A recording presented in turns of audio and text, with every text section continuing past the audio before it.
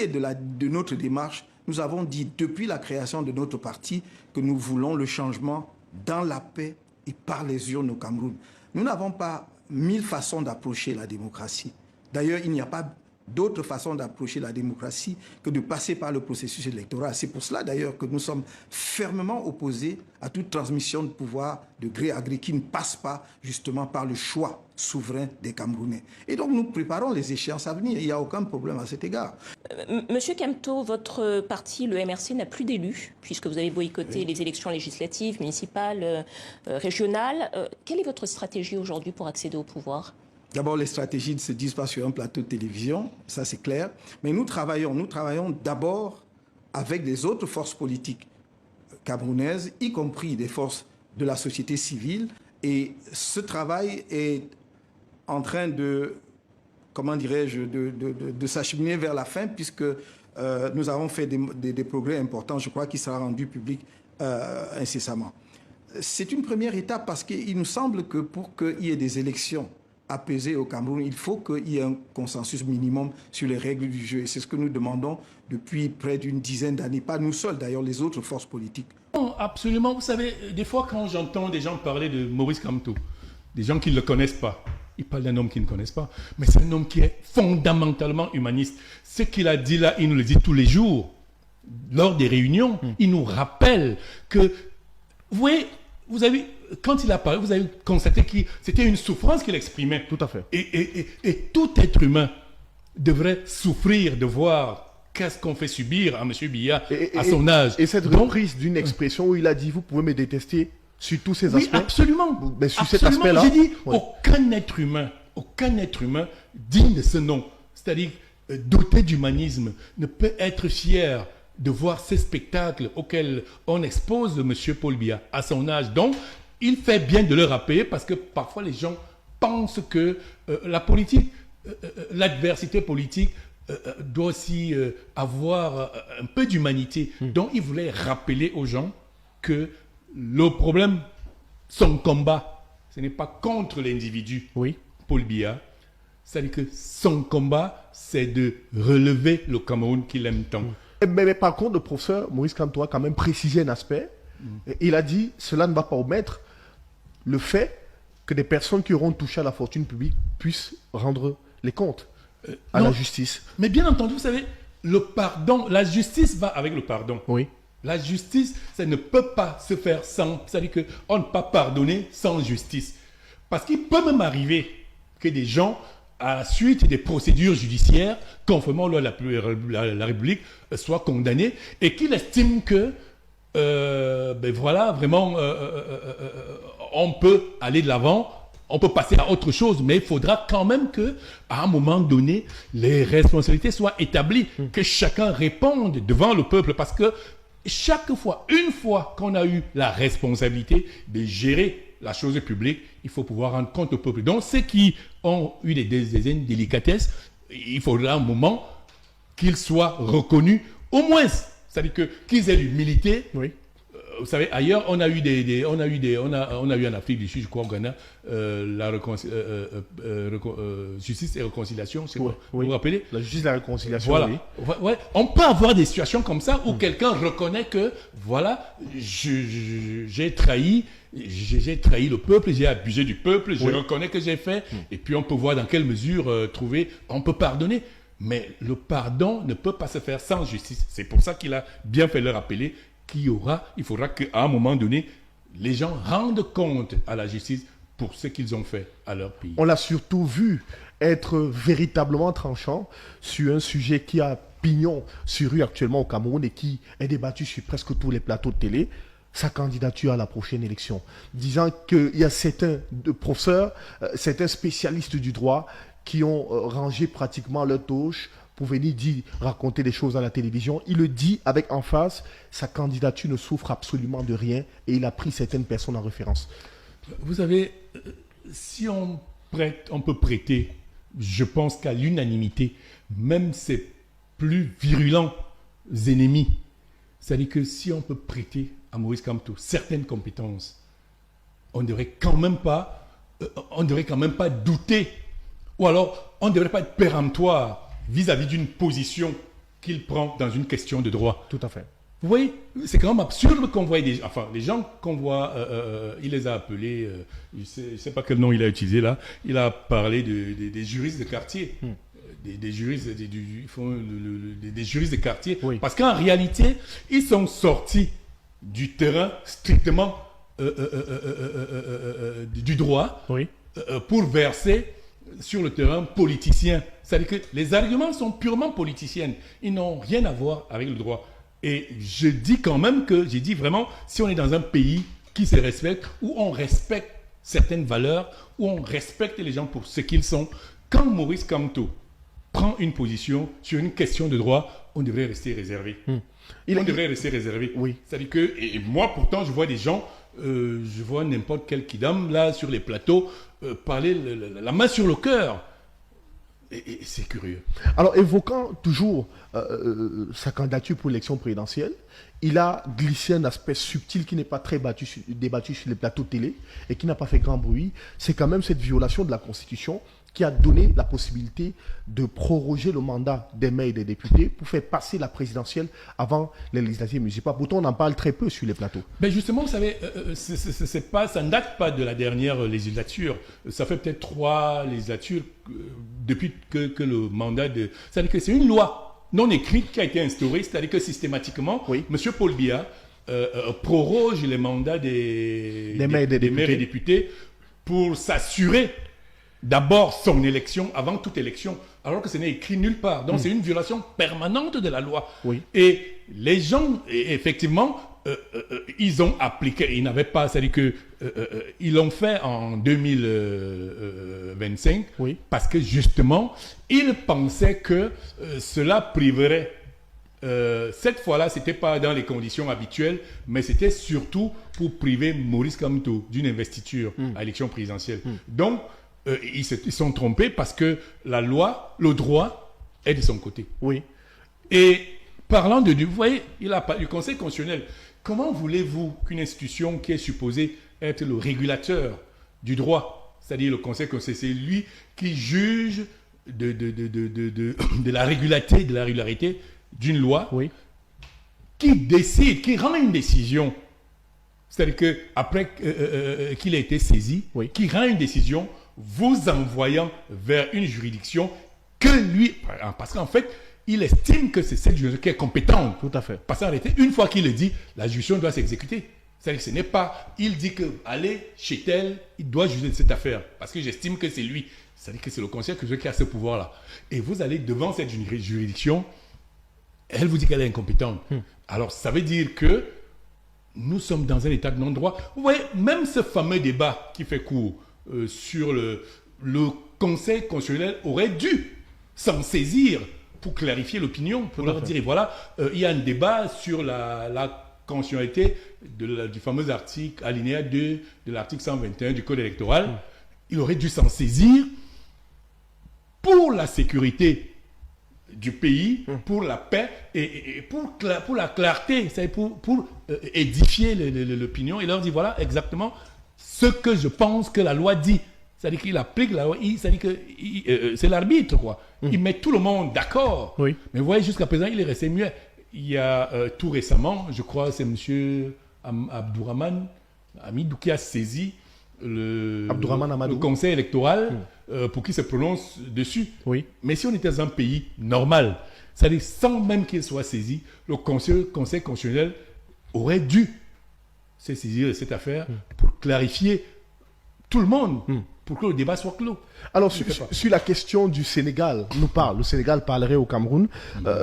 Prenons l'exemple de ce pays, Maurice Kamto a expliqué que ce pays de l'Afrique de l'Ouest a fait un parcours exceptionnel pour arriver au changement qu'on voit aujourd'hui.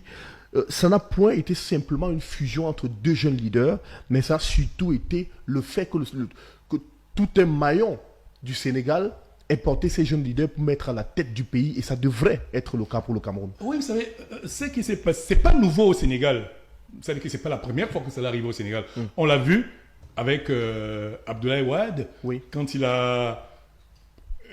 le peuple s'est mobilisé pour faire partir Abdou Diouf. Tout à fait. Ça, généralement, au Sénégal, c'est pas des questions, c'est des questions de principe. C'est-à-dire que la culture démocratique est ancrée en les Sénégalais. Respecter ce qu'on s'est dit. C'est-à-dire que le respect de ce qu'on s'est dit. Oui. Vous voyez, ils l'ont fait avec Abdou Diouf. Wade est venu au pouvoir. Quand Wade a tenté de rester, les mêmes jeunes Sénégalais se sont mobilisés pour le faire partir, Tout à fait. pour faire venir Macky Sall. Oui. Et quand on a soupçonné Macky Sall de vouloir Tripatouiller il y a la eu la Constitution. même mobilisation. Ouais. Et je peux vous assurer que si ceux qui sont là tentent quelque chose qui n'est pas dans l'esprit, dans le cadre de ce qui est convenu selon les lois sénégalaises, il y aura donc vous voyez, c'est une attitude permanente. Et c'est pour ça qu'il appelle les Camerounais, il appelle les jeunes à rester vigilants, à rester éveillés, à faire effectivement comme les jeunes Sénégalais. Donc, restez vigilants, veillez à ce que les règles soient respectées. Il a d'ailleurs demandé à la diaspora, dans son discours, il appelle les Camerounais de la diaspora à revenir pour l'élection présidentielle, à l'aider à surveiller, à l'aider à ce que les votes se passent dans de bonnes conditions, mais surtout à veiller et à surveiller qu'on ne puisse pas voler l'élection comme lui-même l'a mentionné. Oui, justement, là encore, ça démontre l'intérêt qu'il a pour la diaspora. Ça démontre la valeur qu'il donne à la diaspora, parce que c'est une façon de leur dire, rentrez chez vous, êtes pas chez vous là-bas. Tout à fait. Chez vous, c'est au Cameroun, donc venez défendre le moment quand il le faut, les intérêts du peuple camerounais. C'est ce que ça veut dire. Oui. Il veut leur rappeler que non, bien que vous soyez à l'extérieur, vous êtes d'abord Camerounais et qu'il faut, le moment venu, quand il faut défendre la patrie, vous devez être là. Alors, c'était donc un Maurice Kamto véritablement précis, qui a été, on va le dire ainsi, adoubé par la diaspora aujourd'hui officiellement pour l'élection présidentielle, parce qu'on a vu le drapeau du Cameroun lui a été remis par les organisateurs, et surtout la clé de la cité Cameroun qui lui a été remise. Est-ce que c'est ce qui marque véritablement le tournant de cette élection présidentielle qu'on va vivre dans quelques mois? Maurice Kamto est-il déjà prêt? Maurice Kamto est prêt depuis très longtemps. Oui. Je voudrais dire simplement que la diaspora a adoubé Kamto depuis longtemps, depuis 2018. C'est-à-dire que n'eût été les tripatouillages, la diaspora était franc commun derrière Maurice Kamto. On l'a vu en 2018. Elle était là, donc elle n'a fait que réaffirmer sa position derrière ce candidat qu'elle considère, et le symbole est très important, c'est-à-dire la clé. Tout à fait. C'est-à-dire que la diaspora a donné à Maurice la clé pour leur ouvrir les portes du pays. Tout à fait. Parce qu'elle veut revenir dans son pays. Donc je pense que c'était ça tout le symbole. Donc c'est pas un tournant, parce qu'on savait déjà que la diaspora était pro-Kamto. Oui. Était pro-Kamto, elle a toujours soutenu. Et on a vu, chaque fois qu'il les a sollicités, qu'il a sollicité la diaspora, je vais dire, elle a réagi. Donc, mais pour vous, qu'est-ce qui explique ce soutien indéfectible et sans faille de la diaspora vis-à-vis de Maurice Kamto? Vous savez, j'ai dit que nous sommes des Africains. Il y en a parmi cette diaspora-là qui n'ont pas revu leur pays qui sont partis depuis. Il y en a qui sont partis dans le cadre des mois estudiantins, oui, dans les années 92, qui sont fichés, qui ne peuvent pas revenir au pays. Tout à fait. Vous voyez, beaucoup, ils ont des familles, ils ont des enfants qui n'ont jamais vu leur pays. Donc la diaspora voit en Maurice Kamto celui grâce à qui ils peuvent revenir dans leur pays. Parce qu'il y a beaucoup qui ont envie de revenir au Cameroun, mais qui ne peuvent pas. Parce qu'ils ont peur du système. Ils ont peur, ils sont fichés, ils sont en exil, malgré eux, bien qu'ils veuillent revenir chez eux. Donc, c'est pour ça que cette diaspora-là est accrochée, c'est-à-dire que à Maurice Kamto, parce qu'elle voit en lui l'homme grâce à qui elle peut revenir de manière régulière dans son pays. Alors, un autre élément important durant ce meeting de Maurice Kamto à Paris, ce sont les différents passages des intervenants. On va en parler sur chacun d'intervenants. Commençons d'abord par Jean-Michel Nithieu. Comment avez-vous trouvé son discours et la justesse de ses propos? Oui, vous savez, le noble Nithieu, il est égal à lui-même. Oui. C'est-à-dire, c'est un monsieur, il a toujours eu sa posture. C'est-à-dire qu'il est prêt, donc quand il prend une position, il assume. dont il ne passe pas par mille chemins pour dire les mots tels qu'il les pense. Oui. Donc ça, c'est un problème de tempérament, mais c'est un monsieur déterminé. Donc aujourd'hui, il a encore réaffirmé son engagement, l'engagement qu'il a pris depuis la convention du MRC de 2023 Oui. pour dire qu'il soutenait le candidat Maurice Kamto. Et c'est quelque chose qu'il faut le relever. Il a dit, c'est-à-dire que sur la base des critères objectifs, Oui. nous parlons sur la base des critères objectifs aujourd'hui au Cameroun, quand on s'aligne dans le camp du changement, il n'y a pas mieux que Maurice Kamto. Donc, au-delà des calculs, des intérêts personnels qu'on peut avoir, si on est vraiment de manière résolument engagé pour le changement, je ne pense pas qu'il y ait mieux que Maurice Kamto. Alors, Donc, oui. Laurent Petit Nietzsche a fait ses choix. Il a fait ses choix. Et donc, beaucoup d'ailleurs qui ne sont pas encore exprimés, qui ne sont pas encore déclarés, Oui. en ont fait. Oui. Le moment venu, vous allez découvrir que derrière Maurice Kamto, il y a toute une machine, que ce soit en termes de partis politiques, de relations de la société civile, et des personnalités même, il y en a plein qui sont déterminés à le soutenir. On a d'ailleurs retenu dans son discours qu'il a dit que 2025 ne sera pas 2018 n'est pas 2025, 2025 ne sera pas 2018. Et il a d'ailleurs dit que les fraudes électorales en 2025 ne passeront pas. Ceux qui tenteront seront traqués jusqu'à la dernière énergie. C'est ce qu'a dit l'honorable Oui, Jean-Michel c'est ce Lucier. qu'il a dit. Donc, ça veut dire qu'il est déterminé. C'est-à-dire qu'il exprime là sa détermination, Oui. son engagement à aller jusqu'au bout de la bataille. Donc, toutes les dispositions seront prises. C'est-à-dire que ce sera un combat à fond. Parce que nous savons que ce régime ne vit que grâce à la fraude. Et les expériences du passé nous permettent de savoir comment contrer cela. Et c'est en ce sens qu'il dit, parce qu'il sait comment nous allons procéder, et ce sera très difficile. Donc, il dit que ce ne sera pas comme avant, parce qu'ils auront en face des gens qui connaissent les méthodes.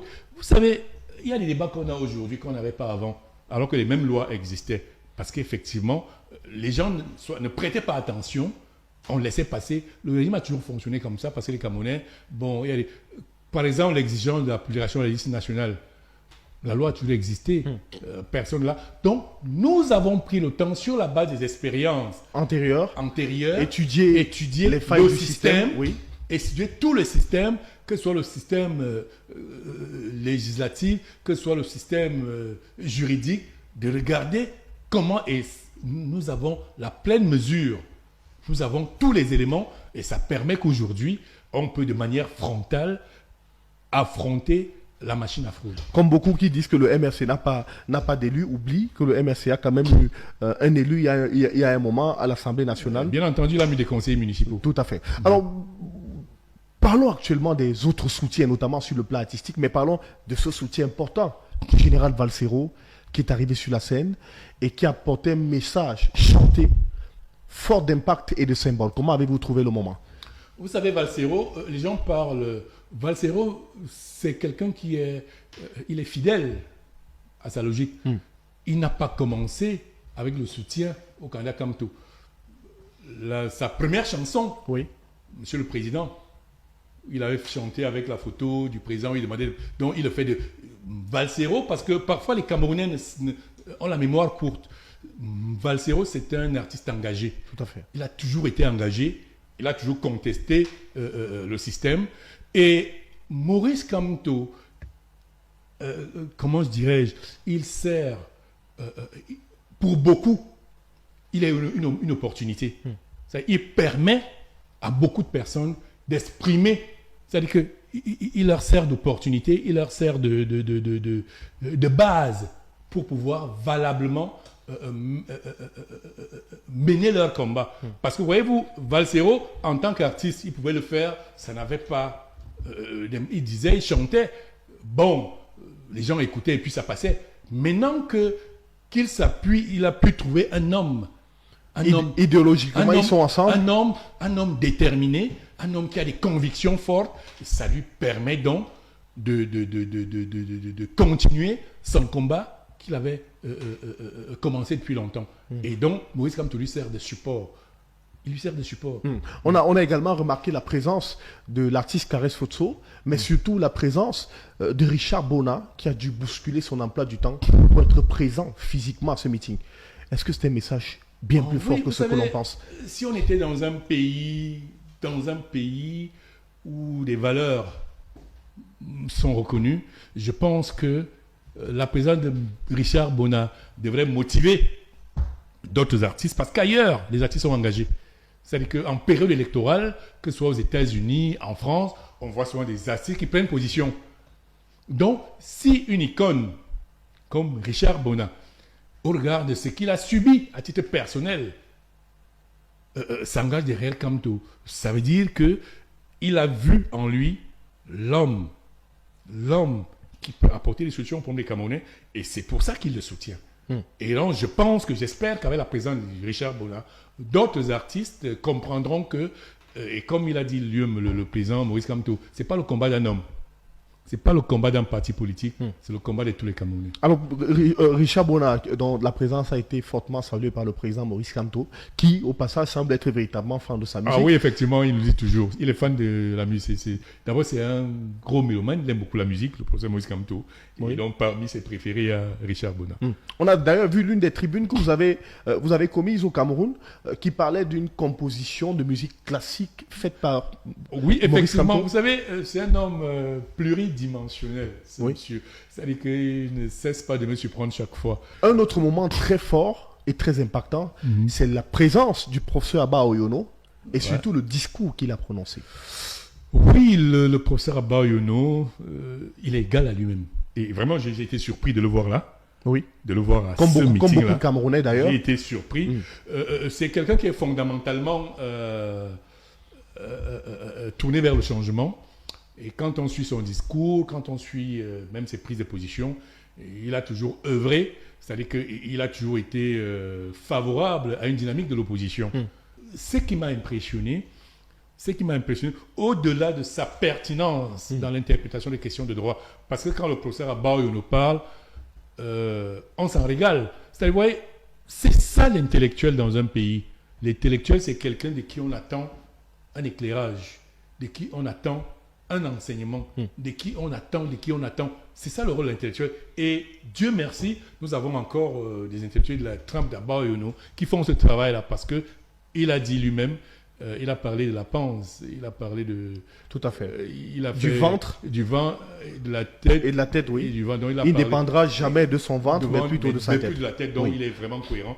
Et ce qui a retenu mon attention, c'est la clarté de sa position, parce que vraiment, il y a un débat qui court depuis longtemps et dans lequel le système, ça va toujours à enfermer l'opposition. Cette histoire de coalition de l'opposition, Tout à fait. de dynamique de candidat unique de de l'opposition. l'opposition, oui. Je tiens d'abord à dire que il est impossible qu'il y ait une candidature unique de l'opposition, parce que l'opposition est diverse. L'opposition, ce n'est pas un parti politique. C'est-à-dire que l'opposition est diverse. Et donc, dans cette opposition, il y a des gens qui sont résolument, comme le cas du Cameroun, puisque le problème du Cameroun, c'est le changement, qu'on n'a jamais connu. Donc, je pense que le premier problème du Cameroun aujourd'hui, ce n'est pas simplement l'alternance. Il faut qu'on change, qu'on passe à autre chose, parce que ça a trop duré. Oui. Et donc, parmi ces opposants, il y en a qui sont vraiment résolument engagés pour le changement, qui ne sont pas prêts à des concessions, à des compromissions quelconques. Donc, ils pensent que on n'a plus rien à faire, il faut que ces systèmes partent. Donc, il y a ce type d'opposition. Il y a des gens dans l'opposition qui pensent qu'ils peuvent, c'est-à-dire pour des questions d'intérêt, qui peuvent collaborer avec le régime, c'est leur droit. Il y en a qui sont comme ça, c'est-à-dire qu'ils sont l'opposition, mais en même temps peuvent analyser les opportunités qui peuvent leur permettre d'avoir leur... Comme c'est ça dans l'esprit camerounais, la mentalité camerounaise, ça part. Il y en a qui sont comme ça. Donc, si on parle de la dynamique de l'opposition, il faut parler de l'opposition qui sont résolument engagés pour le changement. Oui, après Alors, avoir fait... Oui. Alors, le problème, c'est que combien sont-ils? Et on juge, c'est par les actes. C'est par les actes, c'est pas les discours. Et je crois qu'au Cameroun aujourd'hui, je ne doute pas de la volonté des autres partis à vouloir le changement, mais le MRC le manifeste par ses actes. C'est-à-dire que par sa défiance, par sa façon d'affronter le système pour dire que, et le professeur Abaouna a bien fait de le relever, parce que sur la base des critères objectifs, si on devait parler de la dynamique de l'opposition, parce que si l'opposition doit se réunir, il faut être réaliste. L'objectif, c'est quoi? Changer le système. Oui. Alors pour changer le système, nous évaluons nos forces. Et dans l'opposition, quand on évalue les forces, le professeur Maurice Kamto, quand même, au-delà des choses que le professeur Abaouna a citées, c'est-à-dire les souffrances qu'il a endurées vis-à-vis de ce système en tant qu'opposant depuis longtemps, parce que ce n'est pas aujourd'hui qu'il a commencé à s'opposer au système, depuis longtemps, Maurice Kamto, c'est quand même, en termes d'expertise, en termes de compétences, en termes de capacité de mobilisation, nous avons vu tout à l'heure à Paris. Donc, si on est réaliste, si on est objectif et que nous œuvrons tous pour le changement, il est tout à fait logique que les autres, c'est-à-dire que il n'est pas question, je n'ai pas dit de se mettre derrière Kamto, parce que c'est le mot que les gens viennent souvent. Non, il n'est pas question de se mettre derrière Kamto. Il est question qu'ensemble, autour, c'est de ça qu'il s'agit, qu'on se mette ensemble et en mettant en avant, en appuyant notre meilleur potentiel. Parce que c'est Kamto, quand même, j'ai dit vraiment, n'en déplaise. Kamto représente le meilleur atout de l'opposition aujourd'hui. Je ne dis pas qu'il y a des Camerounais qui ont des compétences, il y a des Camerounais qui ont de l'expertise, mais ils ne sont pas engagés. Le seul, aujourd'hui, qui est engagé dans cette lutte, de son niveau, il n'y a que lui. Donc, c'est tout à fait normal,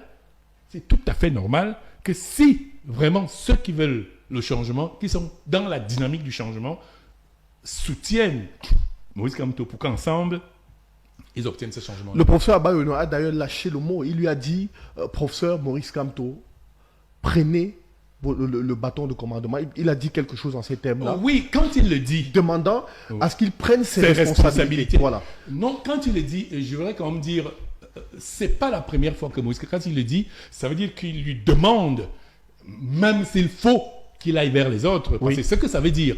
Quand il dit de prendre, ça veut dire que de prendre, c'est de rassembler autour de lui. C'est pas nouveau, comme tu l'as toujours fait. Je peux vous assurer qu'en 2018, le seul qui s'est déplacé personnellement et allé vers les autres leaders, c'était Maurice Kamto.